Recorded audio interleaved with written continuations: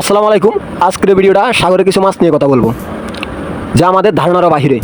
ক্যামেরার সামনে এখন যে মাছটা ধারণ করা হয়েছে এটা একটা হাঙ্গর মাছ। এর নাম একমাত্র যারা জেলেরা আছে, জাহাজে চাকরি করে বা সাগরে চাকরি করে তারা চিনে থাকেন। এটা এক নামে চিনে থাকেন ভাগা হাঙ্গর। তো এই মাছটা আমাদের জাহাজে লোয়া হইতেছে না। এই মাছটা এখন আপনারা দেখতে থাকেন, সাগরে ফালিয়ে দিব।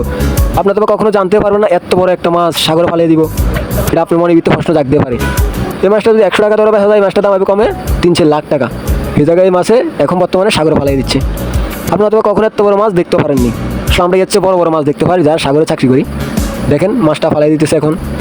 আফসোস লাগে মাছের জন্য, তবে কিছু করার নেই। দিন শেষে মাছটা তো বিক্রি করা যাচ্ছে না, তাই জাহাজে লইলে আর আমাদের লস। তার জন্য মাছটা সাগরে ফালাইয়া দেওয়া হচ্ছে।